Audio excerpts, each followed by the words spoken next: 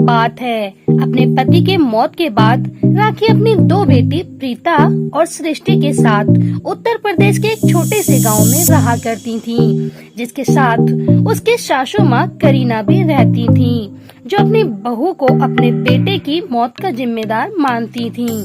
कभी कहती हैं कि कल मुही मेरे बेटे को खा गई, तो कभी कहती हैं कि पता नहीं कौन सी अशुभ घड़ी थी जब मैंने इस चुड़ैल को अपने घर की बहू बनाया।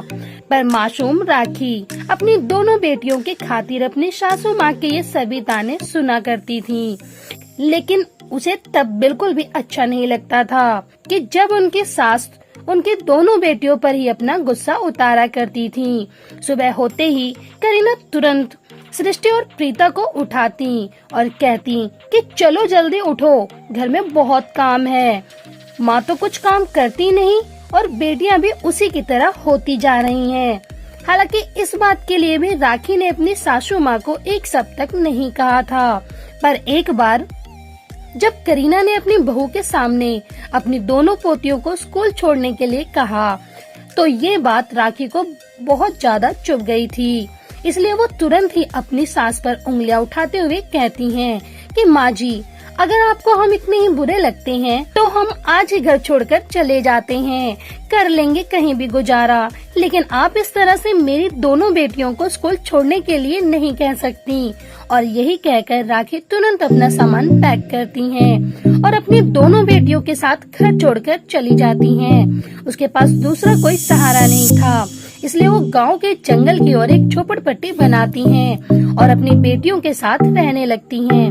लेकिन उसे अपना गुजारा और बेटियों को पढ़ाना लिखाना भी था, तो इसलिए वो अगले ही दिन जब अपने मोहल्ले में जाती हैं, तभी वो देखती हैं कि एक जमींदारी के घर में शादी का माहौल था। उन्होंने जिन हलवाई वालों को खाना बनाने के लिए बुलाया था वो आए नहीं थे, पर मेहमान आ चुके थे और खाना बनाना जरूरी हो गया था। तभी राखी लोगों से कहती हैं कि अगर आप इजाजत दे तो मैं आपका खाना बना सकती हूँ। मुझे बेहद ही स्वादिष्ट खाना बनाने आता है और मैं आधे घंटे में ही खाना बनाकर तैयार कर दूंगी। आसपास के लोग एक दूसरे के साथ मिलकर फैसला करते हैं और राखी को खाना बनाने के लिए कह देते हैं। इसी तरह राखी वहाँ मौजूद सभी मेहमानों के लिए स्वादिष्ट खाना चुटकियों में बना देती हैं, जिसके हाथ का बना खाना खाकर लोग उसकी खूब तारीफ करते हैं और इस मेहनत के बदले उसे पैसे भी दिए जाते हैं। बस उसी दिन से राखी फैसला करती हैं कि अब मैं हलवाई के तौर पर ही लोगों के घर जाकर खाना बनाऊंगी और इसी से अपने घर का गुजारा करने के साथ साथ अपनी दोनों बेटियों की पढ़ाई भी बरकरार रखूंगी। और आखिरकार राखी का ये फैसला सही साबित हुआ। वो रोजाना गांव के अलग अलग घरों में खाना बनाने जाती हैं और खूब पैसे कमाती हैं, जिसकी इस कमाई से उसकी बेटियों की पढ़ाई में भी किसी तरह की कोई रुकावट नहीं आती और अब जल्द ही उनकी आर्थिक स्थिति भी पूरी तरह से ठीक हो गई थी।